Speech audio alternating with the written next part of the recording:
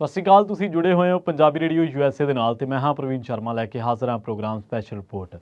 ਅੱਜ ਦੀ ਇਸ ਰਿਪੋਰਟ ਦੇ ਵਿੱਚ ਗੱਲਬਾਤ ਕਰਾਂਗੇ ਪਖੰਡਵਾਦ ਦੀ। ਪਖੰਡਵਾਦ ਲੋਕਾਂ ਦੀ ਆਸਥਾ ਦੀ ਲੁੱਟ ਕਰਦਾ ਹੈ।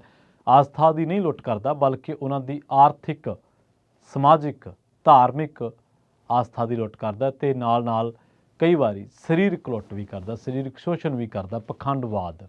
ਤੇ ਪਖੰਡਵਾਦ ਦੇ ਇਹਨਾਂ ਕਿੱਸਿਆਂ ਦੇ ਵਿੱਚੋਂ ਇੱਕ ਕਿੱਸਾ ਇਹ ਹੈ ਕਿ 2019 ਦੇ ਵਿੱਚ ਦਿਆਲ ਦਾਸ ਦਾ ਕਤਲ ਹੋ ਜਾਂਦਾ ਕੋਟ ਸੁਖੀਏ ਡੇਰੇ ਦੇ ਮਹੰਤ ਦਾ। ਉਸ ਮਾਮਲੇ ਦੇ ਵਿੱਚ ਹੁਣ ਜਰਨੈਲ ਦਾਸ ਦੀ ਮੌਤ ਹੋਈ ਹੈ। ਇਸ ਮਾਮਲੇ ਦੇ ਵਿੱਚ ਜਿਸ ਧਿਰ ਉੱਤੇ ਦੋਸ਼ ਲੱਗ ਰਹੇ ਸਨ ਉਹਨਾਂ ਦੋਸ਼ਾਂ ਦੀ ਜਾਂਚ ਕਰਦੀ ਪੁਲਿਸ ਵੀ ਇਸ ਪੂਰੇ ਕੇਸ ਦੇ ਵਿੱਚ ਫਸ ਗਈ ਤੇ ਜਿਹੜੀ ਪੁਲਿਸ ਦਾ ਕੰਮ ਸੀ ਤਹਿਕੀਕਾਤ ਕਰਕੇ ਦੋਸ਼ੀ ਨੂੰ ਲੱਭਣਾ, ਉਸ ਪੁਲਿਸ ਉੱਤੇ ਹੀ ਦੋਸ਼ ਲੱਗ ਰਿਹਾ ਕਿ ਇਹਨਾਂ ਨੇ ਕਰੋੜਾਂ ਰੁਪਏ ਦੀ ਰਿਸ਼ਵਤ ਲਈ ਹੈ। ਕਿਸ ਕੰਮ ਲਈ? ਕਿ ਅਸਲ ਦੋਸ਼ੀ ਤੱਕ ਨਾ ਪਹੁੰਚਿਆ ਜਾ ਸਕੇ। ਸੰਤ ਦਿਆਲ ਦਾਸ ਦਾ ਕਤਲ ਹੁੰਦਾ 2019 ਦੇ ਵਿੱਚ, ਮਹੰਤ ਦਿਆਲ ਦਾਸ ਦਾ, ਕੋਟ ਸੁਖੀ ਡੇਰੇ ਦੇ ਮਹੰਤ ਦਾ ਕਤਲ ਹੁੰਦਾ 2019 ਦੇ ਵਿੱਚ। ਤੇ ਇਸ ਮਾਮਲੇ ਦੇ ਵਿੱਚ ਹੁਣ ਜਰਨੈਲ ਦਾਸ ਦੀ ਮੌਤ ਹੋ ਚੁੱਕੀ ਹੈ। ਮੈਜਿਸਟ੍ਰੇਟ ਅਜੇਪਾਲ ਦੀ ਅਦਾਲਤ ਦੇ ਵਿੱਚ ਉਸ ਨੂੰ ਪੇਸ਼ ਕੀਤਾ ਗਿਆ ਸੀ। 2 ਦਿਨ ਦੇ ਪੁਲਿਸ ਰਿਮਾਂਡ ਤੇ ਭੇਜਣ ਦਾ ਹੁਕਮ ਦਿੱਤਾ ਹੈ, ਪਰ ਬਾਅਦ ਦੇ ਵਿੱਚ ਦੱਸਿਆ ਗਿਆ ਕਿ ਇਸ ਬੰਦੇ ਦੀ ਹੁਣ ਸੰਤ ਦੀ, ਅਖੌਤੀ ਸੰਤ ਦੀ ਮੌਤ ਹੋ ਚੁੱਕੀ ਹੈ। ਇਸ ਮਾਮਲੇ ਦੇ ਵਿੱਚ ਆਪਾਂ ਪੂਰੇ ਮਾਮਲੇ ਦੀ ਪੜਤਾਲ ਕਰਾਂਗੇ, ਪਰ ਇੰਡੀਆ ਦੇ ਵਿੱਚ ਅਧਿਆਤਮ ਲੋਕਾਂ ਵੱਲੋਂ, ਅਖੌਤੀ ਅਧਿਆਤਮਿਕ ਲੋਕਾਂ ਵੱਲੋਂ ਲੋਕਾਂ ਦੀ ਲੁੱਟ ਦਾ ਜਾਂ ਇਸ ਤਰ੍ਹਾਂ ਦੇ ਕ੍ਰਿਮੀਨਲ ਕੇਸਾਂ ਦੇ ਵਿੱਚ ਫਸੇ ਹੋਣ ਦਾ ਇਹ ਕੋਈ ਪਹਿਲਾ ਮਾਮਲਾ ਨਹੀਂ ਹੈ।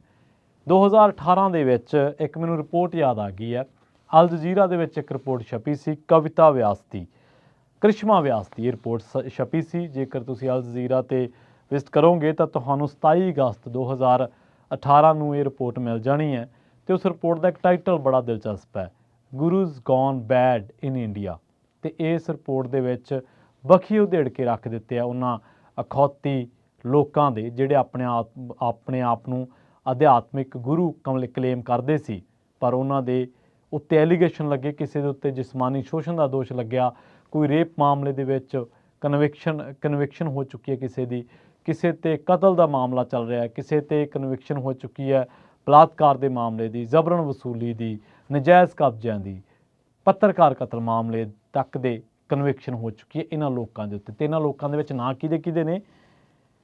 ਚੰਦਰਾ ਸਵਾਮੀ, ਨਿਤਿਆਨੰਦ, ਸੰਤੋਸ਼ ਮਾਧਵਨ, ਸੰਤ ਰਾਮਪਾਲ, ਇੱਛਾਧਾਰੀ ਸੰਤ ਸਵਾਮੀ ਭੀਮਾਨੰਦ, ਆਸਾਰਾਮ, ਸਵਾਮੀ ਪ੍ਰੇਮਾਨੰਦ, ਗੁਰਮੀਤ ਰਾਮ ਰਹੀਮ, ਵਰਿੰਦਰ ਦੇਵ ਦੀਕਸ਼ਿਤ, ਰਾਮਪਾਲ। ਚੰਦਰਾ ਸਵਾਮੀ ਤੋਂ ਲੈ ਕੇ ਰਾਮਪਾਲ ਤੱਕ, ਵਰਿੰਦਰ ਦੇਵ ਦੀਕਸ਼ਿਤ ਤੋਂ ਲੈ ਕੇ ਗੁਰਮੀਤ ਰਾਮ ਰਹੀਮ ਤੱਕ, ਨਿਤਿਆਨੰਦ ਤੋਂ ਲੈ ਕੇ ਸੰਤ ਰਾਮਪਾਲ ਤੱਕ, ਅਤੇ ਇੱਛਾਧਾਰੀ ਸੰਤ ਸਵਾਮੀ ਭੀਮਾਨੰਦ ਤੋਂ ਲੈ ਕੇ ਆਸਾਰਾਮ ਤੱਕ ਤੁਹਾਨੂੰ ਇਹੋ ਜਿਹੇ ਅਨੇਕਾਂ ਨਾਂ ਮਿਲ ਜਾਣਗੇ। ਤਾਂ ਟੌਪ ਦੇ ਨਾਂ ਨੇ ਨਾ ਜਿਨ੍ਹਾਂ ਦੇ ਬਾਰੇ ਪੂਰੇ ਦੇਸ਼ ਦੇ ਵਿੱਚ ਚਰਚਾ ਹੋਈ ਔਰ ਈਵਨ ਕਿ ਵਰਲਡ ਮੀਡੀਆ ਦੇ ਵਿੱਚ ਇਹਨਾਂ ਲੋਕਾਂ ਦੀ ਚਰਚਾ ਹੋਈ ਹੈ, ਤਾਂ ਉਹ ਨਾਂ ਨੇ। ਪਰ ਤੁਹਾਨੂੰ ਕਸਬਿਆਂ, ਟਾਊਨਾਂ, ਪਿੰਡਾਂ ਦੇ ਵਿੱਚ ਅਜਿਹੇ ਅਖੌਤੀ ਪਖੰਡਵਾਦੀਏ ਮਿਲ ਜਾਣਗੇ ਜਿਹੜੇ ਪਖੰਡਵਾਦੀਏ ਲੋਕਾਂ ਦੀ ਆਸਥਾ ਦੀ ਲੁੱਟ ਕਰਦੇ ਨੇ। ਉਹਨਾਂ ਦੀ ਸਿਰਫ ਫਾਈਨੈਂਸ਼ੀਅਲੀ ਲੁੱਟ ਨਹੀਂ ਕਰਦੇ, ਆਰਥਿਕ ਲੁੱਟ ਨਹੀਂ ਕਰਦੇ, ਬਲਕਿ ਸਮਾਜਿਕ ਲੁੱਟ ਵੀ ਕਰਦੇ ਨੇ। ਇਹ ਸੀ ਅਲ ਜਜ਼ੀਰਾ ਦੀ ਗੱਲ, ਗੁਰੂਜ਼ ਗੋਨ ਬੈਡ ਇਨ ਇੰਡੀਆ। ਇਹਦਾ ਜਿਹੜਾ ਸਬ ਟਾਈਟਲ ਆ ਉਹ ਵੀ ਕਾਫੀ ਦਿਲਚਸਪ ਆ, ਉਹ ਮੈਂ ਤੁਹਾਨੂੰ ਦੱਸ ਦੇਣਾ। How do manipulative cult leaders exploit devout believers, ਕਿ ਕਿਵੇਂ ਇਹ ਜਿਹੜੇ ਲੋਕ ਨੇ ਉਹ ਆਪਣੇ ਸ਼ਰਧਾਲੂਆਂ ਨੂੰ ਉਹਨਾਂ ਦੀ ਆਸਥਾ ਦੀ ਲੁੱਟ ਕਰਦੇ ਆ, ਖੈਰ ਐਕਸਪਲੋਇਟ ਕਰਦੇ ਆ। ਇਹ ਜਿਹੜਾ 2019 ਦਾ ਮਾਮਲਾ ਹੈ ਕੋਟ ਸੁਖੀ ਡੇਰੇ ਦੇ ਮਹੰਤ ਦਿਆਲ ਦਾਸ ਦਾ, ਇਹ ਬੜੀ ਗੁੰਝਲਦਾਰ ਇੱਕ ਪ੍ਰਕਿਰਿਆ ਵਾ। ਪੂਰੀ ਕਹਾਣੀ ਕੀ ਹੈ ਤੁਹਾਨੂੰ ਮੈਂ ਦੱਸਦਾ। 2019 ਦੇ ਵਿੱਚ ਦਿਆਲ ਦਾਸ ਦਾ ਹੋ ਜਾਂਦਾ ਕਤਲ, ਅਤੇ ਉਸ ਤੋਂ ਬਾਅਦ ਕੀ ਹੁੰਦਾ? ਉਸ ਤੋਂ ਬਾਅਦ ਇਸ ਮਾਮਲੇ ਦੀ ਚੱਲਦੀ ਹੈ ਜਾਂਚ। ਜਦੋਂ ਜਾਂਚ ਚੱਲਦੀ ਹੈ ਤਾਂ ਇਹਦੇ ਮਾਮਲੇ ਦੇ ਵਿੱਚ 50 ਲੱਖ ਰੁਪਏ ਦੀ ਰਿਸ਼ਵਤ ਲੈਣ ਦੀ ਗੱਲ ਆਉਂਦੀ ਹੈ, ਅਤੇ 20 ਲੱਖ ਰੁਪਈਆ ਰਾਜ਼ੀਨਾਮੇ ਵਜੋਂ ਜਾਂ ਕਹਿ ਲਓ ਕਿ ਇੱਕ ਡੀਲ ਦੇ ਵਜੋਂ ਪਹਿਲਾਂ ਲੈ ਲਿਆ ਜਾਂਦਾ ਹੈ। 9 ਨਵੰਬਰ ਦੀ ਗੱਲ ਆ ਜਦੋਂ ਇਹਨੂੰ ਅਣਪਛਾਤੇ ਨੌਜਵਾਨ ਗੋਲੀ ਮਾਰ ਜਾਂਦੇ ਆ ਦਿਆਲ ਦਾਸ ਨੂੰ। ਉਸ ਤੋਂ ਬਾਅਦ ਕਤਲ ਦੀਆਂ ਧਾਰਾਵਾਂ ਦੇ ਤਹਿਤ ਪੁਲਿਸ ਮਾਮਲਾ ਦਰਜ ਕਰਦੀ ਹੈ। ਪੁਲਿਸ ਆਪਣੀ ਜਿਹੜੀ ਵਿਸ਼ੇਸ਼ ਜਾਂਚ ਟੀਮ ਬਣਾਉਂਦੀ ਆ ਉਹਦੇ ਵਿੱਚ ਦੱਸਦੀ ਹੈ ਕਿ ਗੱਦੀ ਨੂੰ ਲੈ ਕੇ, ਡੇਰੇ ਦੀ ਗੱਦੀ ਨੂੰ ਲੈ ਕੇ ਸੰਤ ਜਰਨੈਲ ਦਾਸ ਆ ਕੋਈ ਕਪੂਰੇ ਵਾਲੇ, ਉਹਦੇ ਨਾਲ ਜ਼ਿਲ੍ਹਾ ਮੋਗਾ ਦੇ ਨਾਲ ਉਹਦਾ ਵਿਵਾਦ ਚੱਲ ਰਿਹਾ ਸੀ, ਗੱਦੀ ਦਾ ਝਗੜਾ ਸੀ। ਕਤਲ ਦੀ ਵਾਰਦਾਤ ਨੂੰ ਅੰਜਾਮ ਦੇਣ ਵਾਲੇ ਨੌਜਵਾਨ ਫੜੇ ਗਏ ਸਨ, ਪਰ ਇਸ ਮਾਮਲੇ ਦੇ ਵਿੱਚ ਮੁੱਖ ਦੋਸ਼ੀ ਐਲਾਨੇ ਗਏ ਸੰਤ ਜਰਨੈਲ ਦਾਸ ਕਪੂਰੇ ਵਾਲਿਆਂ ਦੀ ਗ੍ਰਿਫਤਾਰੀ ਨਹੀਂ ਸੀ ਹੋਈ। ਅਤੇ ਇਸੇ ਦਿਲਚਸਪ ਕਹਾਣੀ ਦੇ ਵਿੱਚ ਤੁਹਾਨੂੰ ਅੱਗੇ ਦੱਸਾਂਗੇ ਕਿ ਕਿਵੇਂ ਤਹਿਕੀਕਾਤ ਕਰਨ ਵਾਲੀ ਪੁਲਿਸ ਖੁਦ ਇਸ ਮਾਮਲੇ ਦੇ ਵਿੱਚ ਮੁਲਜ਼ਮਾਂ ਨੂੰ ਭਾਲਣ ਵਾਲੇ ਖੁਦ ਮੁਲਜ਼ਮ ਬਣ ਗਏ। ਖੈਰ ਸੰਤ ਜਰਨੈਲ ਦਾਸ ਕੀ ਕਰਦਾ, ਉਹ ਖੁਦ ਨੂੰ ਬੇਗੁਨਾਹ ਦੱਸਦਾ ਤੇ ਤਤਕਾਲੀ DIG ਫਰੀਦਕੋਟ ਨੂੰ ਇਨਕੁਆਇਰੀ ਦੇ ਲਈ ਦਰਖਾਸਤ ਦਿੰਦਾ। ਇਹਦੀ ਜਾਂਚ ਮੋਗਾ ਦੇ ਇੱਕ DSP ਵੱਲੋਂ ਕੀਤੀ ਜਾਂਦੀ, ਜਿਹਦੇ 'ਚ ਸੰਤ ਜਰਨੈਲ ਦਾਸ ਜਿਹਦੇ 'ਤੇ ਐਲੀਗੇਸ਼ਨ ਲੱਗ ਰਿਹਾ ਦਿਆਲ ਦਾਸ ਨੂੰ ਕਤਲ ਕਰਨ ਦਾ, ਉਹਨੂੰ ਨਿਰਦੋਸ਼ ਸਾਬਤ ਕਰ ਦਿੱਤਾ ਜਾਂਦਾ। ਜਦੋਂ ਇਹਦਾ ਪਤਾ ਗਗਨ ਦਾਸ ਜਿਹੜਾ ਕਿ ਜਰਨੈਲ ਦਾਸ ਦਾ ਵਿਰੋਧੀ ਹੈ ਉਹਨੂੰ ਲੱਗਦਾ ਤੇ ਉਹ ਮੁੜ ਪੁਲਿਸ ਦੇ ਉੱਚ ਅਧਿਕਾਰੀਆਂ ਤੇ ਪੰਜਾਬ ਸਰਕਾਰ ਰਾਹੀਂ ਇਸ ਮਾਮਲੇ ਦੀ ਉੱਚ ਪੱਧਰੀ ਜਾਂਚ ਦੀ ਮੰਗ ਕਰਦਾ ਵਾ। ਤੇ ਫਿਰ ਉਸ ਤੋਂ ਬਾਅਦ 4 ਮੈਂਬਰੀ ਵਿਸ਼ੇਸ਼ ਜਾਂਚ ਟੀਮ ਦਾ ਗਠਨ ਕੀਤਾ ਗਿਆ। SP D Faridkot Gagnesh Kumar, DSP PBI Faridkot Sushil Kumar, DSP Bagha ਪੁਰਾਣਾ ਜਸਜੋਤ ਸਿੰਘ, SI ਖੇਮਚੰਦ ਪ੍ਰਾਸ਼ਰ, ਇਹ 4 ਬੰਦਿਆਂ ਦੀ ਟੀਮ ਬਣਦੀ ਹੈ। ਕਿਸ ਵਾਸਤੇ? ਕਿ ਤੁਸੀਂ ਸੰਤ ਦਿਆਲ ਦਾਸ ਦੇ ਕਤਲ ਦੇ ਮੁਲਜ਼ਮ ਲੱਭਣੇ ਕਿ ਕਿਹਨੇ ਸਾਜ਼ਿਸ਼ ਰਚੀ ਹੈ, ਕੀ ਹੋਇਆ। ਉਸ ਤੋਂ ਬਾਅਦ ਇਸ SIT ਦੇ ਵਿੱਚੋਂ 4 ਦੇ ਵਿੱਚੋਂ 3 ਮੈਂਬਰਾਂ ਤੇ ਉਹਨਾਂ ਦੇ ਸਹਿਯੋਗੀ ਪ੍ਰਾਈਵੇਟ ਬੰਦਿਆਂ ਉੱਤੇ ਗਗਨ ਦਾਸ ਨੇ ਦੋਸ਼ ਲਾਏ ਕਿ ਉਹਨਾਂ ਨੇ ਜਾਂਚ ਦੇ ਦੌਰਾਨ ਉਹਨਾਂ ਤੋਂ 50 ਲੱਖ ਰੁਪਏ ਦੀ ਰਿਸ਼ਵਤ ਮੰਗੀ, ਜਿਸ ਦੀ 35 ਲੱਖ ਰੁਪਏ ਦੇ ਵਿੱਚ ਐਡਜਸਟਮੈਂਟ 2 ਪ੍ਰਾਈਵੇਟ ਬੰਦਿਆਂ ਨੇ ਕਰਵਾਈ। 20 ਲੱਖ ਰੁਪਏ ਉਕਤ SIT ਦੇ 3 ਮੈਂਬਰਾਂ ਨੇ ਆਪਣੇ 2 ਪ੍ਰਾਈਵੇਟ ਬੰਦਿਆਂ ਸਾਹਮਣੇ ਵਸੂਲ ਲਏ ਤੇ ਬਾਕੀ ਪੈਸਿਆਂ ਦੇ ਲਈ ਹੁਣ ਦਬਾਅ ਪਾਇਆ ਜਾ ਰਿਹਾ ਸੀ।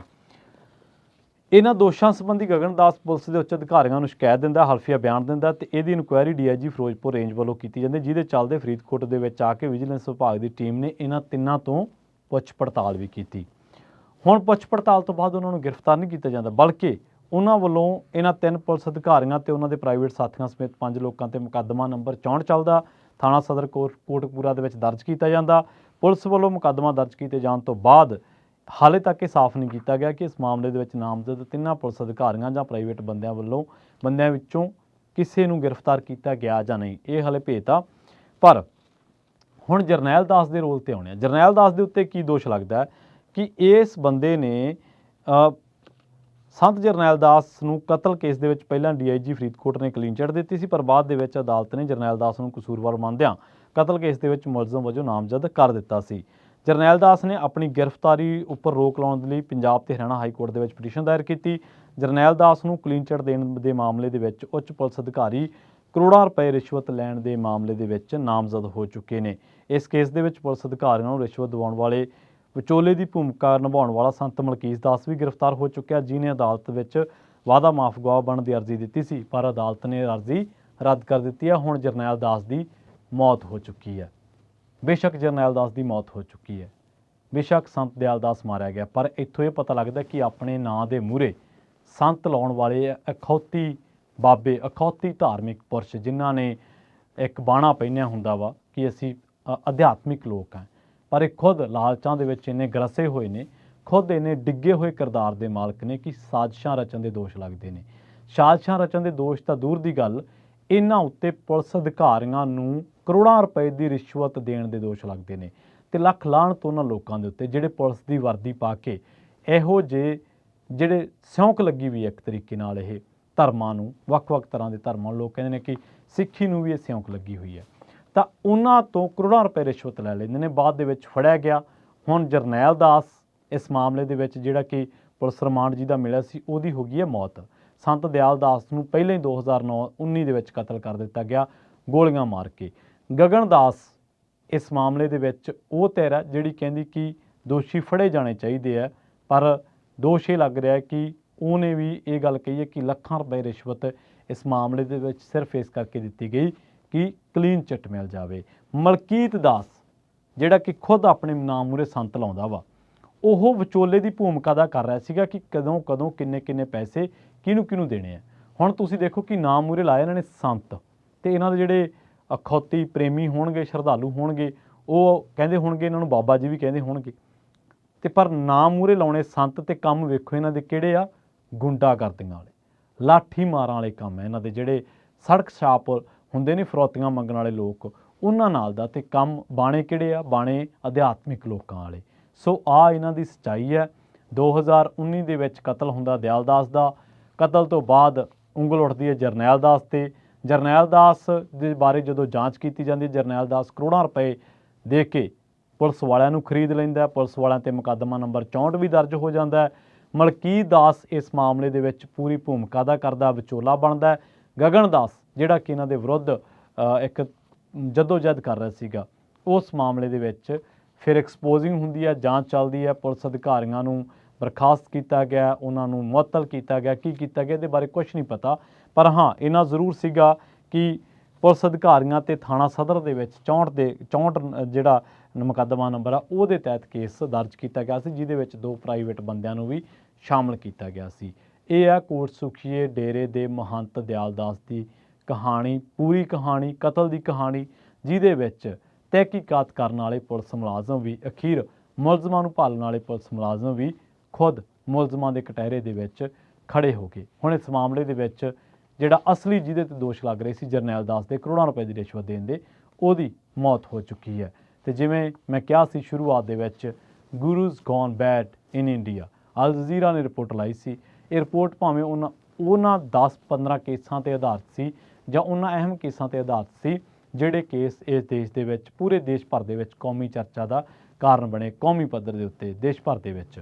ਪਰ ਇੱਥੋਂ ਇਹ ਪਤਾ ਲੱਗਦਾ ਕਿ ਇਹ ਜਿਹੜੀਆਂ ਅਖੌਤੀ ਸੰਸਥਾਵਾਂ ਨੇ, ਧਾਰਮਿਕ ਸੰਸਥਾਵਾਂ ਨੇ, ਇਹ ਉੱਚ ਪੱਧਰ ਤੇ ਨਹੀਂ ਲੁੱਟ ਕਰਦੀਆਂ, ਬਲਕਿ ਇਹਨਾਂ ਦੇ ਵਿੱਚ ਹੇਠਲੇ ਪੱਧਰ ਤੇ ਵੀ ਜਾਦੂ ਟੋਣੇ ਤੇ ਸੱਟੇਬਾਜ਼ੀ, ਜਨਾਨੀਬਾਜ਼ੀ, ਹੋਰ ਤਰ੍ਹਾਂ ਦੇ ਦੋਸ਼, ਲੋਕਾਂ ਦੀ ਸਰੀਰਕ ਲੁੱਟ ਕਰਨ ਦੇ ਦੋਸ਼, ਸਾਜ਼ਿਸ਼ਾਂ ਕਰਨ ਦੇ ਦੋਸ਼, ਕਤਲ ਕਰਵਾਉਣ ਦੇ ਦੋਸ਼ ਲੱਗਦੇ ਰਹਿੰਦੇ ਨੇ। ਇੱਥੋਂ ਪਤਾ ਲੱਗਦਾ ਕਿ ਇਹ ਜਿਹੜਾ ਅਧਿਆਤਮਵਾਦ ਹੈ, ਇਹ ਇੱਕ ਅਖੌਤੀ ਅਧਿਆਤਮਵਾਦ ਹੈ। ਇਹ ਸਿਰਫ ਬਾਣੇ ਦਾ, ਪਹਿਰਾਵੇ ਦਾ ਅਧਿਆਤਮਵਾਦ ਹੈ, ਜਦਕਿ ਅਸਲ ਅਧਿਆਤਮਵਾਦ ਦੇ ਨਾਲ ਇਹਨਾਂ ਅਖੌਤੀ ਲੋਕਾਂ ਦਾ ਕੋਈ ਲੈਣਾ ਦੇਣਾ ਨਹੀਂ ਹੈ।